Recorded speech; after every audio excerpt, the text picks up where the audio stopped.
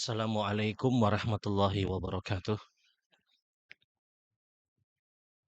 Innal hamdalillah nahmaduhu wa nasta'inuhu wa nastaghfiruh wa na'udzu billahi min syururi anfusina wa min sayyiati a'malina.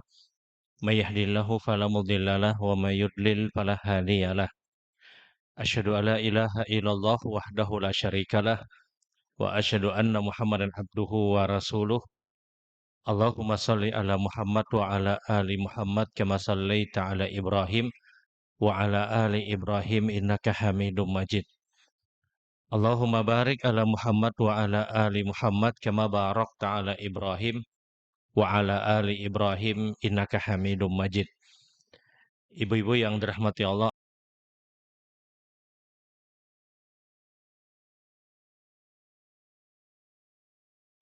tentunya kita masih diberikan nikmat sehat, nikmat kesempatan untuk terus beribadah kepada Allah Subhanahu wa taala, dimudahkan untuk hadir di salah satu majelis dari majelis-majelis ilmu yang mungkin di sela-sela kesibukan kita, dan alhamdulillah kita dilapangkan dan dimudahkan oleh Allah. Karena sesungguhnya orang-orang yang datang hadir pada majelis ilmu, sahalallahu lahu ilal jannah. Allah akan mudahkan bagi dia untuk nanti berjalan menuju sorga Allah Subhanahu wa taala. Ibu-ibu yang dirahmati Allah, kalau pada kesempatan-kesempatan yang lalu kita sudah membahas tentang hal-hal yang masih berkaitan dengan ibadah sholat, dan pagi hari ini kita akan bersama dengan satu hadis dari Nabi Shallallahu Alaihi Wasallam, hadis yang diriwayatkan oleh Imam Bukhari dan Imam Muslim, bagaimana bagaimana pentingnya yang namanya ibadah sholat. Rasul Shallallahu Alaihi Wasallam, beliau pernah bersabda, awal ma yuhasabun nas bihi yaumil qiyamah as-salat. Fa idza salahat salatahu faqad anjah. Fa idza fasadat faqad khaba wa khasar. Wa yaqulu Allah jalla wa ala, ungduru li abdi atammaha aw inqassa minha syai'a. Fa in kana tamatan kutibat lahu tamatan wa in kana inqassa minha syai'a ungduru lil abdi hal huwa min tatawwu'. Fa in kana tatawwu'an atamma man qassa minha syai'a wa a'mahum ala dzakum. Kata Rasul, ini hadis yang sangat masyhur. Awal ma yuhasabun nas, awal yang pertama kata Nabi, yang nanti benar-benar dihitung oleh Allah, dihisab oleh Allah pada setiap seorang hamba, seorang muslim. Karena orang kafir kada perlu dihisab, langsung ditimbai. Ini bicara orang muslim. Yang pertama nanti dihisab kata Nabi bagi seorang muslim di hari kiamat adalah ibadah sholatnya. Maka kata Nabi Shallallahu Alaihi Wasallam, kalau sholatnya itu baik, maka dia akan mendapatkan kemenangan kata Rasul. Tapi kalau sholatnya itu tidak baik kata Rasulullah, maka sungguh dia akan rugi. Kemudian Allah Subhanahu wa taala pun berkata kepada para malaikatnya nanti di hari kiamat, wahai para malaikatku kata Allah, unzuru li abdi atammaha wa in qassa minha syai'a. Wahai para malaikatku kata Allah, lihatlah bagaimana salatnya hambaku ini. Tolong periksa kata Allah. Kalau salatnya itu sempurna, berikan pahala yang sempurna. Tapi kalau salatnya itu tidak sempurna kata Allah, maka lihatlah apakah dia mempunyai salat sunnah. Kalau dia punya salat sunnah, salat yang itu tidak sempurna kata Allah, salat dia yang tidak sempurna, sempurnakan dengan salat sunnahnya sehingga dia mendapatkan pahala yang sempurna. Dan dilakukanlah kata Allah semua amalan sebagaimana ibadah salat ini. Kita ambil beberapa pelajaran dulu dari hadis ini. Kemudian kalau ada pertanyaan silahkan. Baik apa yang disampaikan atau ada hal yang perlu untuk diperbincangkan. Lihat pelajaran pertama, Ulama sepakat sebagaimana hadis Nabi Shallallahu alaihi wasallam. Yang pertama nanti dihisab, dihitung di hari kiamat itu ibadah sholat kita. Bukan puasanya kita dulu, bukan zakatnya kita dulu, bukan hajinya kita, bukan umrohnya kita. Bukan sedekahnya kita. Yang pertama nanti langsung Allah akan hisab ibadah sholat kita. Kenapa ibadah sholat yang pertama dihisab? Kenapa bukan Ramadan? Kenapa bukan zakat? Kenapa bukan ibadah yang lain? Alasannya pertama, ibadah sholat. Ini ibadah yang pertama diwajibkan oleh Allah kepada kaum muslimin. Sebelum kewajiban-kewajiban yang lain seperti puasa, seperti zakat, atau bahkan ibadah haji, maka yang pertama diwajibkan oleh Allah adalah ibadah sholat. Sehingga wajar itu yang pertama dihisab. Ini ibadah yang lebih dulu ditetapkan oleh Allah Subhanahu wa taala. Dan tidak ada ibadah yang mendahului syariat yang diwajibkan atau diperintahkan oleh Allah melebihi atau mendahului daripada ibadah sholat. Makanya para ulama berkesimpulan, akikah yang kita lakukan atau yang dilakukan oleh sebahagian orang untuk diri dia, itu hadisnya lemah. Ini ada orang mbak akikah sorangan. Alasannya apa? Alasannya kuitan dulu kada mbak akikah. Apa dalilnya? Mereka berdalil dengan dalil karena Nabi Shallallahu Alaihi Wasallam akan nafsahu ba'dal bi'tsah. Adalah Rasul Shallallahu Alaihi Wasallam beliau mengakikahkan dirinya kapan setelah diutus menjadi Rasul. Ini dalil yang digunakan. Nabi mengakikahkan dirinya, kata orang-orang yang mengakikahkan dirinya tersebut, beliau mengakikahkan dirinya setelah diutus menjadi Rasul. Kapan Nabi diutus menjadi Rasul? Usia kurang lebih 40 tahun. Nabi diangkat menjadi Nabi itu umur 25 tahun, diutus menjadi Rasul umur 40 tahun. Kenapa 40 tahun? Karena itu usia yang paling sempurna untuk orang itu berpikir. Usia 40 tahun ini usia yang paling matang. Makanya bahasa Al-Quran, balaghatul rushd. Ketika orang itu sudah usia 40 tahun, ini usia yang paling matang sudah. Usia yang paling matang untuk dia bertindak, untuk dia memutuskan. Usia yang paling stabil itu sudah mulai di usia 40 tahun. Kalau sudah 40 tahun, kelakuan pina lain-lain, ini ngaliban membulikakan sudah.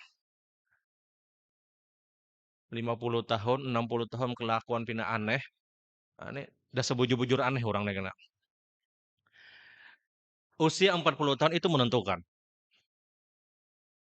Tapi ada orang-orang yang Masya Allah, usia 30 tahun mereka sudah sangat-sangat baik. Nah, Rasul Shallallahu Alaihi Wasallam itu diutus menjadi Rasul kapan di usia 40 tahun. Diutus menjadi Rasul usia 40 tahun. Bagalatul Rush, ini usia yang paling matang. Di usia 40 tahun katanya, Nabi mengakikahkan dirinya. Di saat Rasul itu diangkat menjadi Rasul, Nabi Muhammad diangkat menjadi Rasul, itu di usia 40 tahun, itu belum ada lagi perintah sholat. Sampai kemudian setelah diangkat menjadi Rasul, baru ada perintah sholat yang 5 waktu. Karena sebelum sholat yang 5 waktu, Nabi itu hanya diwajibkan untuk melaksanakan sholat qiyamul lail, tahajud. Sebelum sholat 5 waktu, itu wajibnya ibadah sholat adalah pada tahajud. Subuh, zuhur, asar, maghrib, isya, itu belum. Nah, yang ingin sampaikan adalah, idealnya, kalau kita urutkan syariat, itu yang pertama diwajibkan itu sholat dulu. Kemudian puasa, kemudian zakat bagi orang yang punya kemampuan. Ini kewajiban-kewajiban yang ditetapkan. Kemudian haji bagi orang yang punya kemampuan, yang diwajibkan. Tahu-tahu katanya, Nabi mengakikahkan dirinya ketika usia 40 tahun. Ini yang kata para ulama, tidak masuk akal hadis ini. Kenapa? Karena kenapa akikah lebih dulu syariatnya daripada sholat? Sehingga orang yang mengakikahkan dirinya, dia akikahkan dirinya, dengan dalil bahwasanya Nabi mengakikahkan diri beliau, ini tidak bisa diterima karena hadisnya lemah. Sebab lemahnya kenapa? Karena mustahil syariat akikah itu mendahului daripada ibadah sholat. Nabi itu diutus menjadi Rasul usia 40 tahun. Katanya di usia itulah Nabi mengakikahkan dirinya. Ini mustahil. Karena akikah itu belum muncul syariat akikah. Sehingga tidak diterima orang yang menggunakan dalil bahwasanya Nabi mengakikahkan dirinya, kemudian terjadilah syariat mengakikahkan diri sendiri. Ini tidak diterima. Alasan yang kedua kita tahu bahwasanya akikah itu hanya dibebankan untuk orang tua, bukan untuk diri kita. Akikah itu dibebankan untuk orang tua, bukan untuk diri kita. Atau orang yang menjamin untuk melaksanakan akikah seperti Nabi Shallallahu Alaihi Wasallam, beliau mengakikahkan Hasan dan Husain, cucu Nabi Shallallahu Alaihi Wasallam. Yang ketiga itu Ali bin Abi Thalib tidak mampu untuk mengakikahkan. Ali itu orang miskin. Kemudian Rasul Shallallahu Alaihi Wasallam menghadirkan kambing untuk mengakikahkan Hasan dan Husain. Ini hukumnya boleh. Tapi mengakikahkan diri sendiri, ini yang tidak ada. Mengakikahkan diri sendiri, ini yang tidak ada. Jadi kenapa ibadah sholat itu ibadah yang pertama dihisab? Karena dia ibadah yang pertama ditetapkan oleh Allah Subhanahu wa taala. Sebab kenapa ibadah sholat itu ibadah yang pertama nanti dihisab? Karena dia ibadah yang pertama diwajibkan oleh Allah Subhanahu wa taala. Sehingga wajar itu yang pertama dihisab. Alasan yang kedua adalah ini satu-satunya ibadah yang diwajibkan oleh Allah yang dia terus berulang setiap hari. Sehingga Allah ingin cek ibadah sholat kita. Ini satu-satunya ibadah yang kewajibannya berulang setiap hari. Beda dengan puasa, puasa itu Ramadan setahun sekali aja. Nah, setahun sekali ini kan ada janang bepacah, bukanya ke warung sekadup misalnya. Kalau bebinian bepacah, karena tapi kelihatan, ya bahalangan lah apalah. Nang lalakian nang ketahuan mana menyucuk pentol. Yang di pasar tuh hari pertama taruhlah misalnya karena nang menyucuk pentol. Seminggu habis puasa itu ramai orang menyucuk pentol. Bulan puasa. Kayak ada kerasan Ramadan. Nah, kalau Ramadan kita tahu dia hanya setahun sekali. Zakat setahun sekali, itu pun bagi orang yang mampu. Haji sekali seumur hidup wajibnya, itu pun bagi orang yang punya kemampuan. Beda dengan sholat. Sholat ini setiap hari. Subuhnya, zuhur, asar, maghrib, dan isya. Ini kewajiban yang terus berulang. Sehingga wajar ini yang pertama dihisab nanti di hari kiamat. Awal yang pertama dihisab adalah ibadah salat, sebabnya sekali lagi diantaranya adalah dia kewajiban yang terus berulang setiap hari. Dan ibadah salat adalah satu-satunya ibadah yang tidak bisa tergantikan dengan ibadah yang lain atau dengan keadaan yang lain. Dia harus dilakukan. Salat ini ibadah yang tidak bisa tergantikan. Ya kecuali misalnya perempuan haid, perempuan nifas, dia tidak bisa artinya mengerjakan ibadah sekarang, itulah syariat yang ditetapkan. Salat ini ibadah yang tidak bisa digantikan ketika kita sakit, ketika kita sadar dan kita punya kesadaran, itu sholat tetap wajib. Tidak boleh orang berdalil asa garing panan akun aja. Sholat perai dulu hari ini aja. Ya tidak, kada perayaan sholat. Dia dalam kondisi dan keadaan apapun itu sholat melekat kepada orang ini. Selama dia sadar. Selama dia punya kesadaran, model sakitnya kayak apa aja tetap wajib sholat. Dalam kondisi dan keadaan apapun. Bi'aisya'in halin kata para ulama. Kondisi dan keadaan apapun dia wajib sholat. Bahkan mohon maaf, kalaulah seandainya ada orang yang terbuka auratnya dan kondisinya memang seperti itu, dan dia tidak bisa menutup lagi auratnya, dia tetap wajib sholat.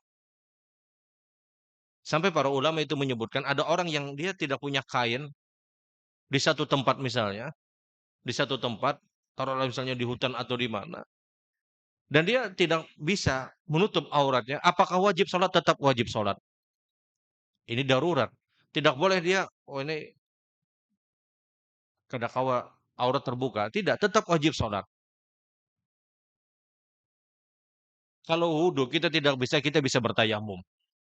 Bertayamum tidak bisa, kita ditayamumkan. Ada orang sakit, dia tidak bisa berwudhu. Kemudian kalau tidak bisa berwudu, dia diwudukan.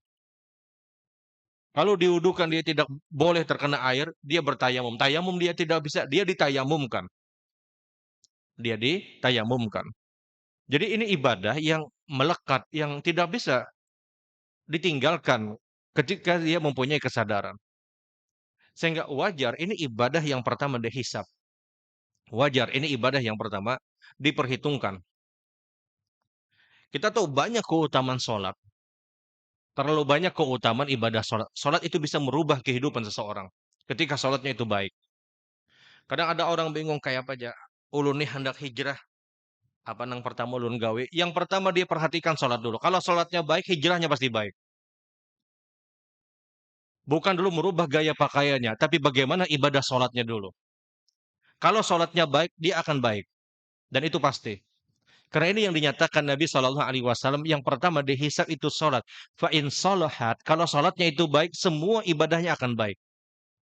Kalau ada orang yang sholat lisannya tajam kepada orang lain, dia sholat, maka sholatnya tidak beres. Boleh jadi mungkin terganggu keikhlasannya, boleh jadi. Mungkin dia sholatnya sesuai dengan sunnah Nabi SAW, gerakannya sesuai dengan apa yang diatur oleh Rasul SAW, tapi dia tidak punya keikhlasan. Karena mustahil kalau orang itu mengerjakan sholat dan sholatnya itu baik, mustahil dia melakukan fahsya dan mungkar. Dia melakukan perbuatan keji dan perbuatan mungkar, ini mustahil. Karena di antara hikmah terbesar sholat adalah tanha anil fahsya'i wal mungkar, mencegah dari perbuatan keji dan mungkar. Sehingga dari semua rangkaian ibadah sholat, keutamaan dan fadilah ibadah sholat, sehingga sangat wajar ini sholat adalah ibadah yang pertama dihisab. Terlalu banyak alasan untuk kita katakan kenapa sholat itu pertama dihisab. Jelas yang pertama adalah dia syariat yang pertama. Dia kewajiban yang terus berulang. Ibadah sholat adalah ibadah yang sangat menentukan baik atau tidaknya orang tersebut. Baik atau tidaknya orang tersebut itu dicek bagaimana sholatnya. Keikhlasannya dia ketika dia mengerjakan sholat. Maka orang-orang yang sholatnya baik kata Nabi SAW, seluruh amal dia, seluruh apa yang dilakukan itu pasti baik. Kalau sholatnya baik, puasanya itu pasti baik. Kalau sholatnya baik, sedekahnya itu pasti baik. Sedekahnya itu pasti baik. Inilah ibadah yang sangat menentukan. Jadi kalau kita ingin perbaiki diri kita menuju pada sesuatu yang lebih baik, perbaiki dulu sholat kita. Perbaiki dulu ibadah sholat kita. Adzan zuhur dikumandangkan misalnya, ya segera dia kerjakan sholat qobliyah zuhur. Kita mungkin pernah dengar hadis Nabi Shallallahu Alaihi Wasallam ketika Rasul Shallallahu Alaihi Wasallam berkata kepada sahabat, "Ihfadillah yahfadka." Engkau jaga Allah kata Nabi, maka Allah akan menjaga engkau. Jaga Allah, Allah akan menjaga engkau. Bagaimana kita menjaga Allah? Menjaga Allah itu dengan cara menjalankan semua kewajiban-kewajiban yang diwajibkan. Hak-hak Allah itu dituntaskan. Allah akan jaga engkau. Engkau akan mendapatkan rasa aman, rasa nyaman. Allah sendiri yang jaga. Azan zuhur dikumandangkan misalnya, ya sudah. Semampu mungkin dia tinggalkan semua pekerjaannya, kemudian dia qobliyah zuhur, kemudian dia kerjakan zuhur, dia kerjakan ba'diyah zuhur. Ini dalam rangka menjaga hak Allah. Ada hadis Nabi SAW yang menyebutkan, akharallah liman akhar haqqallah. Allah akan akhirkan urusan dia ketika dia mengakhirkan hak Allah. Adzan asar dikumandangkan, lawas lagi sampai maghrib juga asar nih ya Siden. Sudah hendak habis maghrib hanya Allahu Akbar. Model mengakhirkan hak Allah, ini Allah akan akhirkan urusan dia. Allah persulit urusan dia. Allah perberat. Dan ini yang dinyatakan sekali lagi oleh Nabi Shallallahu Alaihi Wasallam. Jadi kalau kita ingin perbaiki kualitas hidup kita, kualitas bagaimana kita beribadah, yang pertama kita perbaiki dulu kualitas ibadah sholat kita. Bukan hanya gerakan-gerakan sholat tentunya yang kita pelajari, bukan hanya bacaan-bacaan yang kita hafal. Pada saat waktu sholat tiba, ya sudah, sebisa mungkin untuk kita benar-benar melaksanakan. Di Arab tuh pian tahu kan, pian yang biasa umroh, pian biasa haji, adzan orang tutupan. Adzan tutupan. Padahal kalau pian tahu bon Arab tuh pengoler-pengoler. Tapi giliran sholat, mereka melazimkan itu toko tutup. Kenapa? Orang Arab tuh berduit-berduit. Di sana, nang di sana, nang di sini, wallah, di sini berduit juga. Kenapa di sana itu nyaman mana bercari duit? Mereka benar-benar memperhatikan hak Allah. Ketika azan itu tutup, karena ada urusan, mereka tutup. Mereka benar-benar kalau ada yang buka itu dirajia. Mereka tutup. Mereka mendahulukan hak Allah. Padahal kalau berhitung berdagang, terpintar orang kita sebujurnya. Buannya tuh, bos-bosnya nih datang mengambil duit, boleh. Ya kan ada dana menjaga di toko itu kan ada. Anak buahnya aja berataan. Gawiannya datang mengambil duit, sudah selesai. Tapi luar biasa, rezeki yang diberikan oleh Allah Subhanahu wa taala itu luar biasa. Di antara sebabnya ada mereka memperhatikan hak Allah Subhanahu wa taala. Dia perhatikan hak Allah Subhanahu wa taala. Di udah kita nih, kita jelas ngalih mana praktek. Tutup ya Pak, mentutup orang yang lain mengambil langganan kita. Ya. Ya, terkadang ya itu yang terjadi. Tapi kembali kepada apa yang dinyatakan Nabi Shallallahu alaihi wasallam, kalian akhirkan hak Allah, Allah akan benar-benar akhirkan hak kalian. Kalian jaga Allah kata Nabi, maka Allah akan menjaga kalian. Di antara penjagaan kita kepada hak Allah adalah ibadah sholat. Ini ibadah yang terbaik. Ibadah yang menentukan. Ibadah yang menentukan kualitas hidup kita. Apakah baik atau tidak kualitas hidup kita itu tergantung bagaimana ibadah sholat kita. Sehingga dari sekian banyak alasan kenapa ibadah sholat ibadah yang pertama dihisab nanti di hari kiamat. Karena ibadah yang benar-benar sangat menentukan dalam kehidupan seseorang. Itu pelajaran pertama. Kenapa ibadah sholat ibadah yang pertama dihisab di hari kiamat. Pelajaran yang kedua adalah bagaimana Nabi SAW menjelaskan, Yaqulullah jalla wa ala lil malaikatihi wa huwa a'lam. Nanti di hari kiamat kata Nabi SAW, Allah berkata kepada para malaikatnya, yang sebenarnya Allah sudah tahu. Allah perintahkan kepada malaikatnya, cek bagaimana ibadah salat hambaku itu. Yang sebenarnya kata Nabi, fahuwa a'lam. Sebenarnya Allah pun sudah tahu. Allah Maha mengetahui. Allah Maha mendengar. Lihat bagaimana sempurnanya asma wa sifatnya Allah. Allah itu Maha mendengar.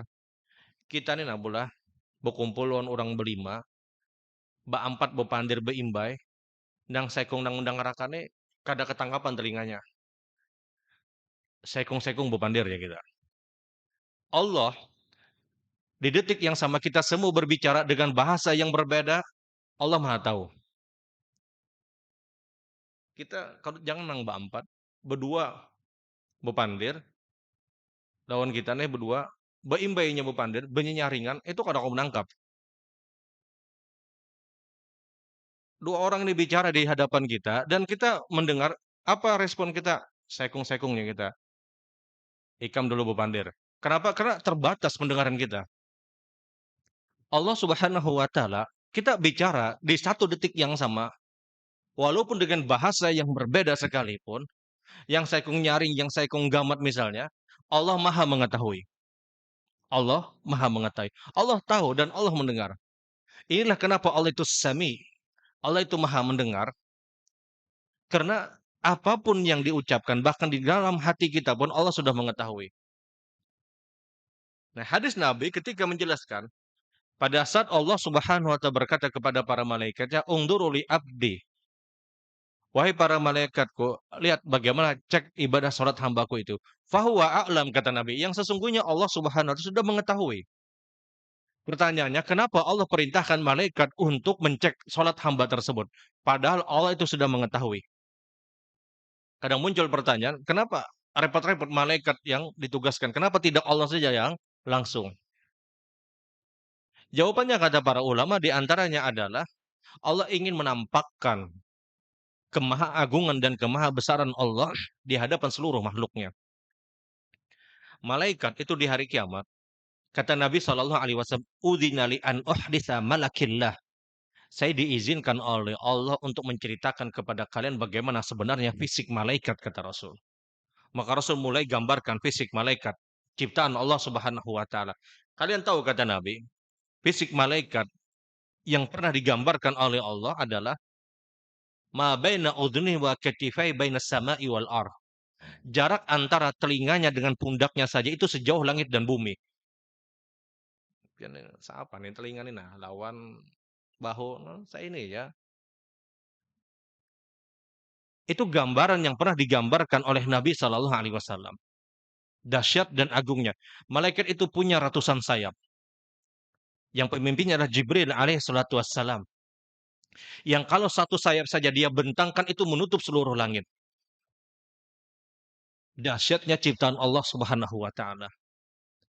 Jibril itu kalau membuka sayapnya, satu sayap saja kata Nabi Shallallahu Alaihi Wasallam, dia menutup seluruh ufuk, menutup seluruh langit. Dan ingat tidak ada ciptaan Allah yang bisa kita indrai, yang bisa kita lihat lebih besar daripada langit. Karena ciptaan Allah yang paling besar yang bisa kita lihat, yang bisa kita rasakan melebihi daripada langit. Laut itu masih ganal langit juga.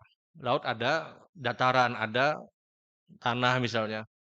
Tidak ada ciptaan yang terbesar yang bisa kita indrai melebihi daripada langit. Langit kata Nabi, kalau Jibril itu membuka sayapnya saja, satu sayap dia buka, Jibril punya ratusan sayap. Itu menutup seluruh langit. Bagaimana besar dan dahsyatnya ciptaan Allah yang namanya malaikat. Malaikat itu punya kerjaan hanya satu, dia hanya beribadah kepada Allah Subhanahu wa taala.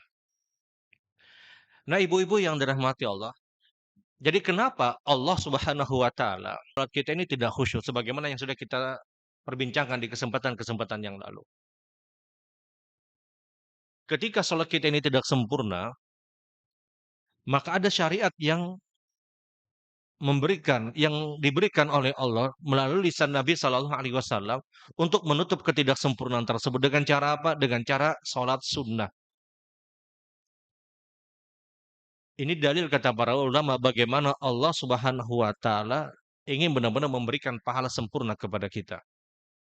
Orang kalau sudah dapat pahala sholat dan sempurna, ya sudah dia adalah dia sudah sangat mudah untuk berada dalam surga Allah.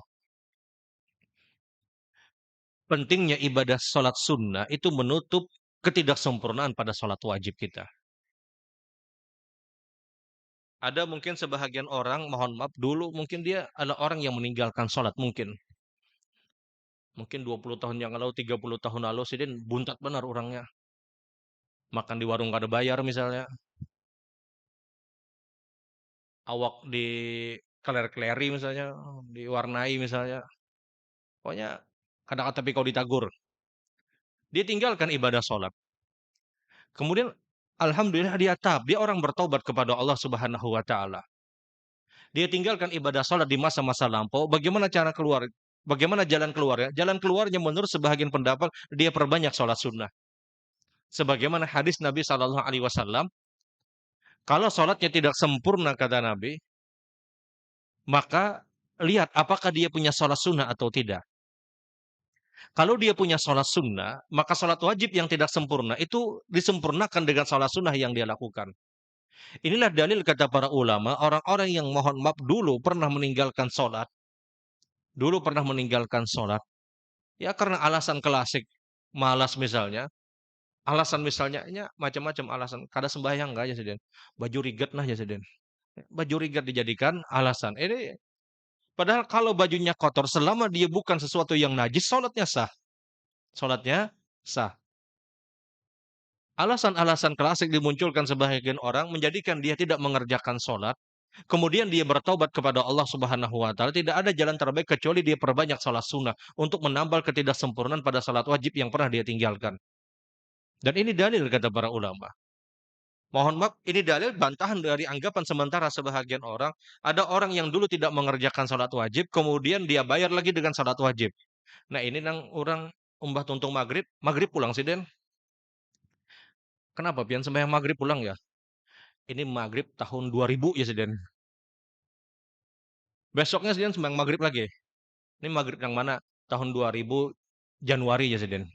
Pekan sekian ya. Sini ada catatannya semuanya dicatat Siden. Ini tidak benar. Karena orang itu boleh qadha sholat itu hanya di dua keadaan. Pertama kalau dia tertidur, kedua kalau dia lupa. Man nama anis sholatin aw nasiha falyusalliha idza dzakara.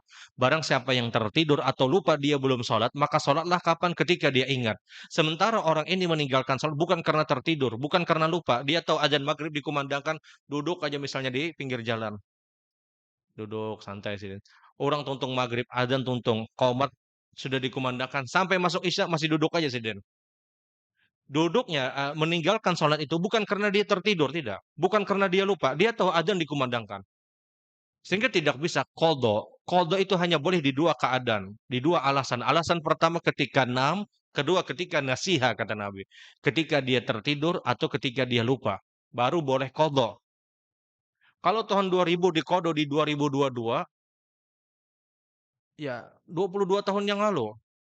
Hal-hal yang demikian mohon maaf tidak bisa dijadikan dalil. Sehingga jalan terbaik ketika ada orang mungkin dulu pernah meninggalkan ibadah sholat kata Nabi, perbanyak sholat sunnah semampu kita.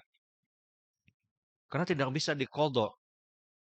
Orang misalnya meninggalkan sholat tadi karena dia ya malas, karena dia ya karena ada orang-orang yang seperti ini dia malas untuk mengerjakan sholat. Dia tahu adzan itu dikumandangkan dia mendengar.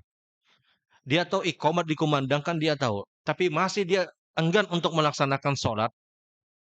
Syahwat hawa nafsunya mengalahkan akal sehat dia. Sehingga dia mengesampingkan hak Allah Subhanahu wa taala. Dia tinggalkan ibadah sholat tersebut, maka tidak ada cara terbaik kecuali dia perbanyak sholat-sholat sunnah. Sebagaimana hadis Nabi Shallallahu Alaihi Wasallam. Yang Rasul Shallallahu Alaihi Wasallam menyebutkan kalau sholatnya tidak sempurna, maka sempurnakan dengan sholat sunnah. Lihat apakah dia punya sholat sunnah atau tidak. Sholat sunnah apapun, tahiyatul masjid, duha, syuruk, rawatib, tahajud, kemudian sholat sunnah mutlak. Ini semua punya hikmah yang sama. Di antaranya adalah dia bisa menambal ketidaksempurnaan sholat wajib kita. Entah itu mungkin sesuatu yang entah mungkin karena kita meninggalkan sholat wajib, atau kita bukan orang yang meninggalkan sholat wajib, tapi tidak sempurna sholat kita, terganggu kehusyukan kita misalnya, maka sholat sunnah itu bisa menambal ketidaksempurnaan. Ingat ibu-ibu yang dirahmati Allah, kita tidak bisa tikrarus shalah, kita tidak bisa mengulang sholat kita kalau semua syarat sah sholat itu sudah kita penuhi. Kita tidak boleh mengurang sholat kita disebabkan apa? Saya tidak khusyuk. Contoh ada orang yang sholat zuhur, takbir Allah Akbar, kemudian dia terganggu sampailah dia salam. Tuntung assalamualaikum warahmatullahi assalamualaikum warahmatullahi rasa kada khusyuk jadi tadi. Aku ulangi barang itu tidak bisa. Tidak boleh kita mengulang sholat disebabkan karena alasan tidak khusyuk. Kita boleh mengulang sholat kapan? Kalau salah satu syarat sah sholat tidak kita dapatkan. Kalau salah satu syarat sah sholat tidak kita dapatkan, contoh, ada orang yang sholat. Kemudian dia salam dan dia sadar, dia adalah orang yang belum berwudu misalnya. Maka ini harus diulang. Kenapa? Syarat sah sholat diantaranya adalah berwudu. Maka dia boleh mengulang sholatnya, bahkan diperintahkan. Ada orang sholat misalnya, kemudian ternyata, mohon maaf, arah kiblatnya salah. Kiblatnya di situ misalnya sidin ke sana misalnya. Ya, takbir Allahu Akbar. Selesai sholat dia sadar, oh ini salah arah kiblat. Dia harus mengulang sholatnya. Kenapa? Salah satu syarat sah sholat adalah menghadap ke arah kiblat. Tapi kalau alasannya tidak khusyuk, ada orang sholat zuhur, takbir Allah Akbar. Karena sidin lapar banget misalnya, memikir akan makan terus. Nak makan ini, hendak makan ini. Pokoknya antrian menu makan itu ada di otak sidin sudah. Habis makan ini aku minum es cendol di sidin. Mbah es cendol, aku mulah teh es di sidin. Mbah tuntung teh es, barangnya ke WC dulu setumat ya sidin. Makan pulang aku ya sidin. Antrian makanan itu ada di pikirannya. Dari takbir sampai salam. Selesai salam, ulang aja sudah naja, gara-gara es cendol naja. Dia ulang salatnya apakah boleh tidak? Kehilangan kekhusyukan dalam salat bukan sebab kita boleh mengulang salat. Kita boleh mengulang salat kapan? Kalau kita kehilangan syarat sah salat. Bukan karena kehilangan kehusyukan. Maka ketika kita sadar kita ini bukan orang yang mampu khusyuk di dalam salat, berat untuk khusyuk dalam salat, perbanyak salat sunnah. Ada pulang jarang jamaah, sembahyang sunat ulun kada khusyuk juga aja sih Den. Ya sudah, tidak ada cara yang lain. Dia taubat, dia istighfar, dia berusaha untuk terus memperbanyak sholat sunnah. Karena inilah yang digariskan dan diajarkan Nabi Shallallahu Alaihi Wasallam. Kemudian pelajaran terakhir kata Nabi Shallallahu Alaihi Wasallam, wa mahum ala dakum, berlakukanlah ibadah yang lain seperti sholat. Maksudnya, kalau Ramadan kita tidak sempurna, maka puasa-puasa sunnah kita itu bisa menambal ketidaksempurnaan pahala puasa Ramadan. Kalau zakat kita tidak sempurna, boleh jadi ketika kita zakat kita mungkin salah sasaran, boleh jadi. Maka sedekah yang kita keluarkan itu bisa menambal ketidaksempurnaan pada zakat kita. Jadi yang sejenis, zakat itu jenisnya sedekah. Sedekah itu sunnah, zakat itu wajib.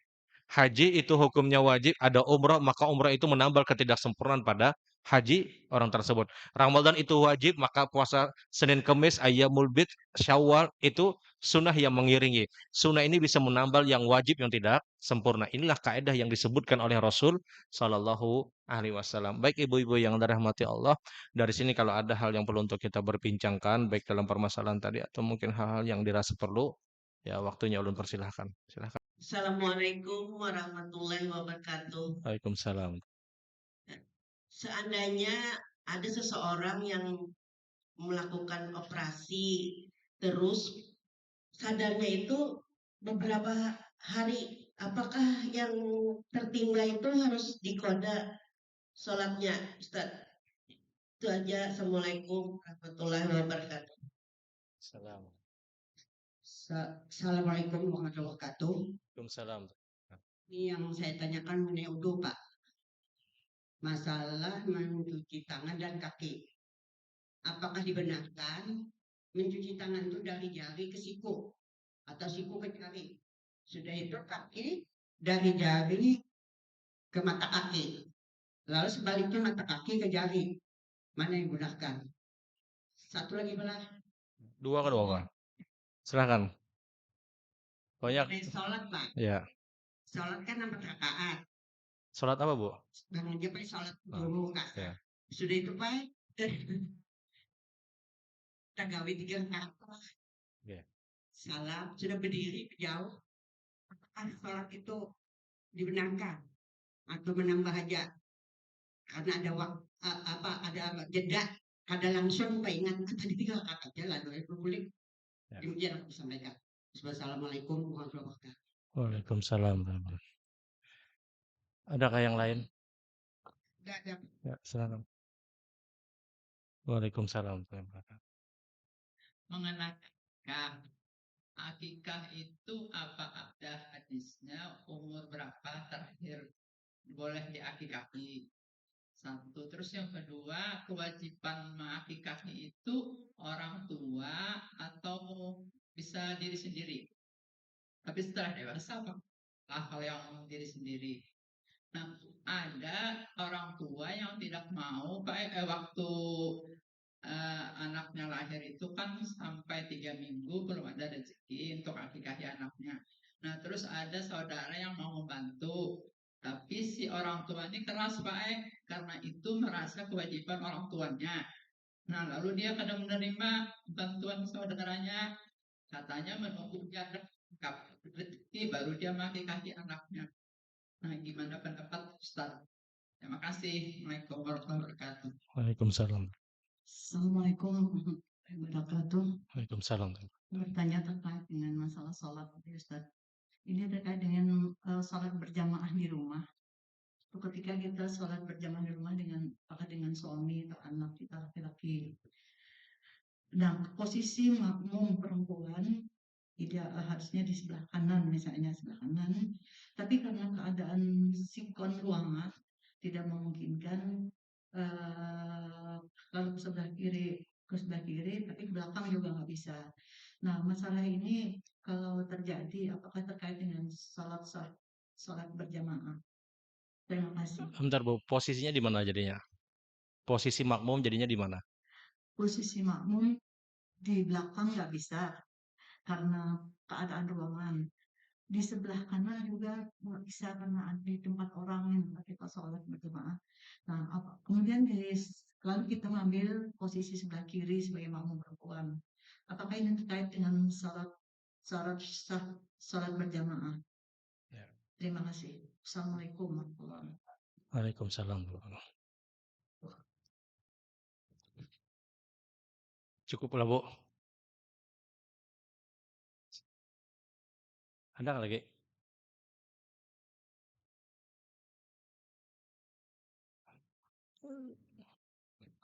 Ya, silakan.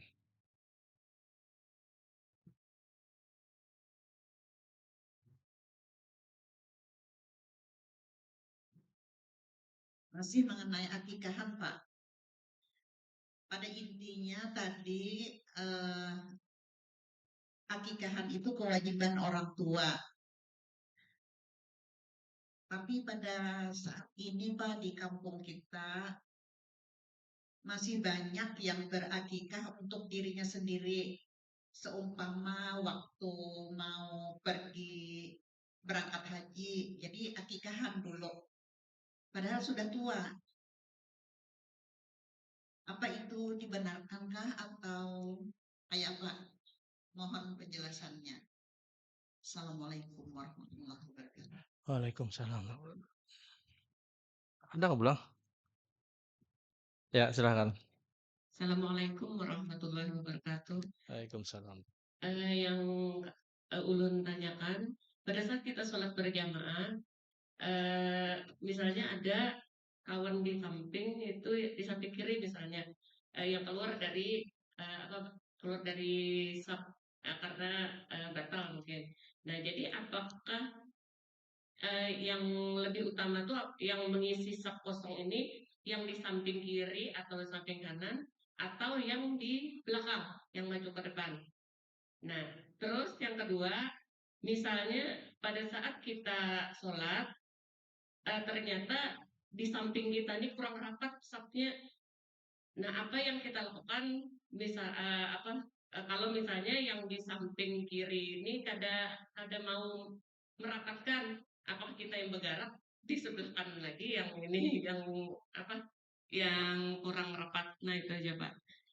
Assalamualaikum warahmatullahi wabarakatuh. Waalaikumsalam. Baik, yang pertama tentang seorang yang pingsan, bagaimana qadha sholatnya ketika dia pingsan. Abdurrahman bin Auf, sahabat Nabi SAW itu pernah pingsan kurang lebih 3 hari. Dan ketika itu seluruh atibba, seluruh tabib, dokter itu menyatakan kami tidak mampu membangunkan pingsannya Abdurrahman bin Auf. Karena ini aneh. Dilihat ini sebabnya tidak bisa dilihat sebabnya tahu-tahu beliau pingsan. Seluruh tabib ketika itu menyatakan angkat tangan, kami tidak bisa membangunkan Abdurrahman bin Auf. Ummu Kulsum, istri dari seorang Abdurrahman bin Auf, ingat hadis Nabi SAW, idza hazabul amru shalla rak'atain. Kalau engkau dihadapkan dengan satu problem, satu masalah besar, engkau pergi sholat 2 rakaat. Sholatlah Ummu Kulsum 2 rakaat, kemudian berdoa dengan doa yang sangat panjang.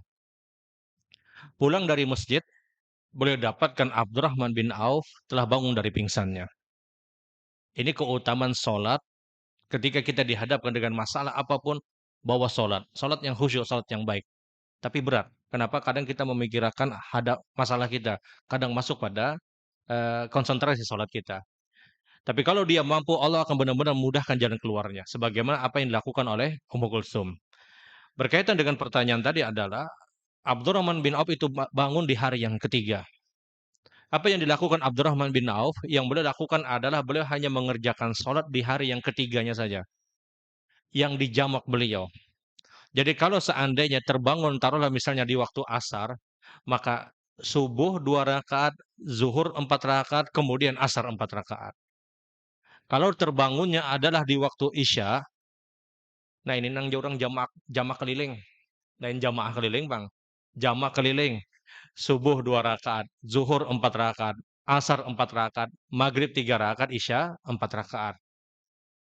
Kalau dia sadarnya di waktu isya misalnya. Tapi kalau dia sadarnya di waktu subuh, ya sudah dia kerjakan subuh saja. Dia kerjakan subuh saja. Dia sadarnya di waktu zuhur, subuh dan zuhur. Kalau posisinya bukan musafir, maka dia jamak tadi. Tapi kalau posisinya musafir, maka dia jamak qashar. Misalnya ada orang sakit, pingsan, kemudian dirujuk ke Jakarta. Sadar dia di waktu malam, Isya misalnya, dia kerjakan subuh 2 rakaat, zuhur 2 rakaat, asar 2 rakaat, maghrib 3 rakaat, Isya 2 rakaat. Jamak qasarnya dia bukan karena sakitnya dia, tapi karena safarnya dia ke Jakarta. Karena jamak qasar itu hanya berlaku untuk musafir. Jamak qasar itu hanya berlaku untuk musafir. Jadi bukan dihitung hari-hari sekian, tidak. Sebagaimana praktek Abdurrahman bin Auf. Jadi kalau ada orang yang pingsan, koma 1 bulan misalnya, kemudian dia sadar, 30 hari yang ditinggalkan sebab komanya, dia apakah dia qadha tidak? Di hari terakhirnya saja. Di hari terakhirnya saja. Maka untuk menambal ketidaksempurnaan tersebut, dia perbanyak sholat sunnah. Sebagaimana hadis Nabi Shallallahu Alaihi Wasallam. Wallahu a'lam. Itu mungkin yang pertama. Kemudian yang kedua, bagaimana kita membasuh tangan dan membasuh kaki pada saat kita berwudu. Sebenarnya kita semua ini dibebaskan. Hendak pian dari siku misalnya ke jari, hendak dari jari ke ini misalnya, ya terserah. Intinya poinnya adalah dia basah dari siku sampai tangan. Intinya itu basah. Masalah misalnya ada yang berpendapat dari sini misalnya supaya apa guguran dosa di sini. Nah, guguran dosa. Ya, silakan itu pendapat dan tidak boleh kita katakan oh tidak sah orang yang seperti ini tidak. Karena poin dari perintah wudhu tersebut adalah dia membasuh semua rukun-rukun wudhu yang ditetapkan di 4 anggota badan. Dia basuh wajah, dia tangan sampai siku, kemudian basuh kepala secara menyeluruh, kemudian kaki sampai mata kaki. Sama ketika kita membasuh kaki misalnya, apakah misalnya dari atas ke bawah atau dari bawah ke atas, ya terserah. Poinnya adalah dia basuh dan dia sempurnakan selesai. Bahkan misalnya kalau ada orang yang berwudu, tangan kanan sidin kayak ini, tangan kiri sidin kayak ini misalnya. Ya terserah, yang penting adalah dia basuh. Ini khi ini khiyari, ini sesuatu yang kita boleh memilih. Bukan kita katakan yang lebih afdal ini tidak, apalagi kita katakan yang ini sah, yang ini tidak sah, tidak. Selama dia basuh tadi, ya sudah inilah yang ditetapkan di dalam ayat Al-Qur'anul Karim. Artinya ya sudah ada orang yang mungkin basuh dari sini, ya silahkan. Ada yang dari sini, ya boleh. Ini mohon maaf, tidak perlu untuk diperdebatkan, tidak perlu untuk diperselisihkan. Apalagi misalnya gara-gara nangka ini misalnya pindah masjid sidin misalnya. Itu grup nangka ini jadi sini ya. Ya ini bukan grup-grupan, ini intinya adalah dia basuh sebagaimana apa yang diperintahkan. Masalah kaifiatnya dia basuh dari sini ya sudah terserah. Mana yang paling mudah bagi orang tersebut. Kalau mudahnya dia mungkin buka keran nang nyaman kayak ini misalnya, ya sudah. Itu yang dia ambil wallahu a'lam. Kemudian pertanyaan yang selanjutnya adalah bagaimana orang yang mengerjakan sholat zuhur 3 rakaat yang semestinya 4 rakaat kemudian dia sudah berjalan kurang 1 rakaat dan sadar belum menambah 1 rakaat. Apa yang dilakukan? Dia tambah 1 rakaat kemudian dia sujud sahwi sebelum salam. Kalau sadarnya dia tidak dijeda dengan perbuatan yang memisah waktu sholat tersebut. Kalau sadarnya misalnya di areal situ saja misalnya, ya silahkan sebagaimana perbuatan Nabi Shallallahu Alaihi Wasallam. Nabi itu pernah mengerjakan sholat zuhur atau asar 4 rakaat semestinya beliau kerjakan 2 rakaat. Kemudian beliau keluar dari masjid, kemudian diingatkan oleh sahabat yang bernama Kharbah ibnu Omar, ya Rasul kita kurang 2 rakaat. Maka Nabi menambah 2 rakaat lagi, kemudian beliau sujud sawi sebelum salam. Ya silahkan. Tapi kalau sudah jedanya kelawasan, sudah misalnya sholat zuhur 3 rakaat, kemudian bahayalnya misalnya masuk waktu asar, tadi rasa kurang nah zuhur ya. Ya sudah ini hal-hal yang demikian tidak perlu. Karena ini boleh jadi was-was itu pertama. Tapi kalau misalnya dia keluar dari zuhur tadi, selesai zuhur 4 rakaat dikerjakan 3 rakaat, kemudian dia ke rumah misalnya, taruhlah misalnya di masjid atau di mana misalnya dia mengerjakan pekerjaan yang lain, memasak sudah sidin misalnya, menuntung memasak mulah sambal sidin misalnya, lagi mengulek sambal 3 rakaat tadi zuhur aku aja sidin.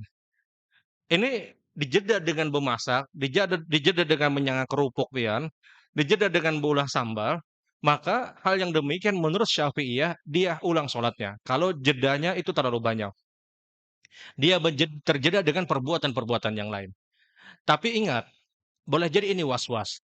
Kalau hanya syukuk, hanya ragu-ragu, jangan dianggap. Kalau ragu-ragu, kurang kada ini jangan dianggap. Tapi kalau kita benar-benar hakul yakin, ya sudah. Nah, hakul yakin ini kapan? Hakul yakin ini kalau jedanya tidak lama. Kalau jedanya tidak lama sebagaimana yang disebutkan tadi, 3 rakaat saja zuhur, kemudian pas hendak keluar, oh ini kurang 1 rakaat, jelas ini kurang. Maka dia kerjakan 1 rakaat, kemudian dia sujud sahwi. Tapi kalau jedanya misalnya terjeda dengan perbuatan yang lain, dan dia hakul yakin, dia yakin itu kurang, dia qadha. Dia kurang, dia tambah, dia mengulang sholatnya 4 rakaat. Tapi kalau dia syukuk, dia ragu-ragu, maka ini jangan dianggap. Karena kalau ragu-ragu ini terus kita ikuti, besoknya akan terjadi keraguan-raguan yang baru. Ini nang orang rancak aku tadi tidak bersami Allah liman hamidah kah kada ya siden. Kalau dia ulangi, dia ragu. Kalau dia ulangi besoknya kadingat lagi sami Allah liman hamidah. Jangankan besok, asar pun mungkin dia akan ragu-ragu lagi. Dan ini yang diinginkan oleh syaitan wallahu a'lam. Kemudian pertanyaan yang selanjutnya adalah akikah atas diri sendiri apakah diperbolehkan? Syariat sekali lagi menetapkan itu untuk orang tua kita. Syariat menetapkan itu untuk orang tua kita. Kalau orang tua kita tidak mampu, ada orang yang mungkin menyumbang dan yang lainnya, maka silahkan hukumnya diperbolehkan. Sebagaimana Rasul Shallallahu Alaihi Wasallam ketika Ali bin Abi Thalib tidak mampu mengakikahkan Hasan, maka Rasul memberikan kambing. Dan kita tahu Rasulullah kakek dari Hasan. Ketika Husain lahir, Hasan dan Husain itu bukan saudara kembar. Ketika Husain lahir, maka Nabi kemudian juga mengakikahkan Husain. Bukan Ali yang mengakikahkan. Tapi Rasul berikan kepada orang tuanya, kepada Ali untuk diakikahkan Hasan dan Husain tadi. Ini dalil bahwasanya kalau orang tua tidak mampu, ada keluarga yang mampu, misalnya saudara atau paman atau siapapun, apakah boleh? Hukumnya boleh. Hukumnya boleh. Maka syariat akikah pun terjadi pada saat itu. Tapi kalau seandainya dia tolak, ini urusan orang tua, maka penolakan yang demikian tidak berdasar. Jangan. Dia harus terima. Karena itulah yang dilakukan Nabi Shallallahu Alaihi Wasallam. Tidak boleh dia tolak, tidak boleh dia tolak. Kalau kita tidak mampu, ya sudah, kita akui saja kita tidak mampu. Maka ada orang yang menyumbang, ya ahlan wasalan, kemudian dia akikah. Karena ini perkara yang memang ditetapkan dalam syariat kita. Tapi kalau misalnya orang tidak ada yang menyumbang, kemudian kita juga tidak mampu, maka gugurlah hukum akikah pada saat itu. Akikah itu syaratnya 2. Pertama adalah dia punya kemampuan, yang kedua adalah waktunya ditetapkan. Kalau misalnya dia punya kemampuan, tapi waktunya mohon maaf sudah lewat, setahun misalnya sudah, maka apakah akikah berlaku? Wallahualam. Sementara ini ulun ikut berpendapat dengan pendapat tidak berlaku lagi. Kenapa? Akikah itu erat kaitannya dengan hari 17, 14, ataupun 21. Adapun mungkin ada orang yang berpendapat boleh mengakikahkan anak tersebut ketika dia punya kemampuan, ini pendapat. Ya silahkan berpendapat tersebut. Tapi kalau merujuk dalil hadis Nabi Shallallahu Alaihi Wasallam, akikah jatuh kepada hari yang ke-7, 14 ataupun 21. 7, 14, 21 itu bukan patokan harus acaranya di hari itu, tidak. Hari ke-7 pian menyembelih misalnya, tapi tidak kena hari Ahadnya tanggal 10 misalnya, ya sudah hari ke-10 acaranya. Yang penting penyembelihannya saja. Penyembelihan hari ke-21 disimpan dulu dagingnya misalnya. Karena bulan kena hanya kita acara, ya silahkan. Asal hakun aja yang menyimpan. Sebulan sidin menyimpan kayak apa? Ya artinya silahkan, hukumnya boleh. Intinya penyembelihan, intinya adalah penyembelihannya. Jadi akikah itu di 2 hal ini harus ada. Orang itu punya kemampuan entah sumbangan dan yang lainnya. Yang kedua adalah waktunya ditetapkan dalam syariat kita. Waktunya ditetapkan dalam syariat kita, wallahu a'lam. Kemudian pertanyaan yang selanjutnya adalah salat berjamaah yang berdua, kemudian ternyata kondisi menjadikan makmum di sebelah kiri. Ulun kira sama. Kalau misalnya sebelah kiri artinya kanan kiri bisa.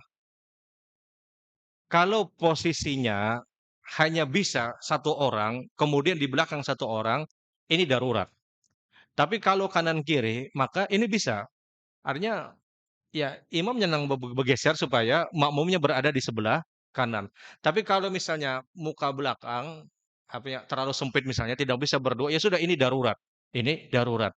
Dan ini diperbolehkan. Selama jelas itu adalah mahramnya dia. Maka ini darurat.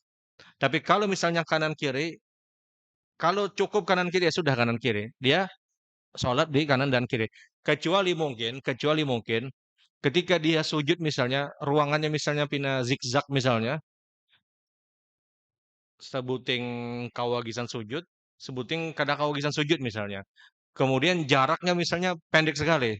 Maka ini ala halati darurat sekali lagi, dimanapun dia sholat, maka hal yang demikian dimaafkan dalam syariat. Karena hal yang demikian dalam keadaan darurat, maka ad-daruratu tubihu mahdzurat. Hukum darurat itu menghapus perkara-perkara yang terlarang. Wallahu a'lam.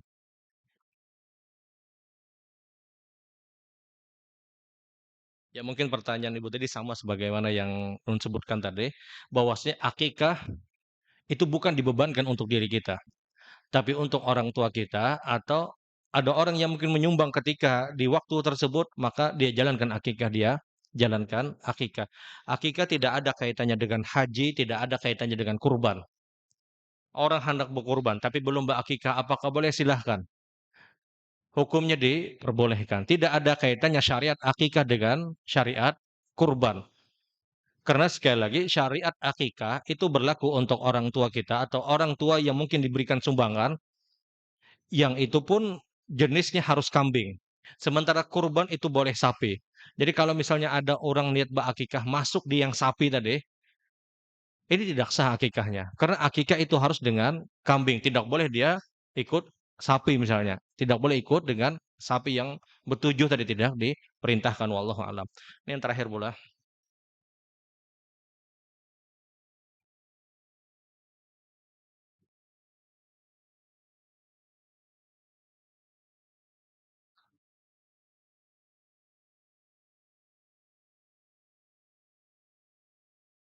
Umpamanya kita tidur tidur kemudian bangun jam 2 siang, tetapkah kita mengerjakan sholat 12 rakaat? Seperti sholat wudhu 2 rakaat, sholat sebelum zuhur 4 rakaat, sholat zuhur 4 rakaat, dan sholat sesudah zuhur 2 rakaat. Kalau orang tersebut tertidur, kemudian dia belum mengerjakan sholat zuhur, dan qadar Allah dia bangun jam 2, jam setengah 3 misalnya, apakah tetap melaksanakan sholat sunnah wudhu? Tidak, sholat sunnah wudhu tidak dulu. Dia langsung mengerjakan qobliyah zuhur. Kemudian dia kerjakan sholat zuhur, kemudian dia kerjakan ba'diyah zuhur. Kenapa? Sholat wudhu ditinggalkan ketika itu. Karena ya ini dalam kondisi dia tertinggal zuhurnya. Sementara wudhu bisa kita lakukan kapanpun. Salat sunnah wudhu kita lakukan kapanpun. Kalau kita sibuk dengan sholat wudhu dulu, kita sudah tahu kita terlambat, maka ini akan memperlambat ibadah sholat wajib kita, itu sholat zuhur kita. Kenapa qabliyah zuhur tetap berlaku? Karena ini salah satu sholat sunnah yang pernah juga diqodho Nabi Shallallahu Alaihi Wasallam. Sehingga kalau bicara sholat sunnah wudhu, dia tunda dulu. Dia tidak kerjakan sholat sunnah wudhu. Kenapa? Karena sholat sunnah wudhu kapanpun bisa dia lakukan. Sementara dia tahu dia sudah terlambat untuk mengerjakan sholat zuhur. Wallahu alam.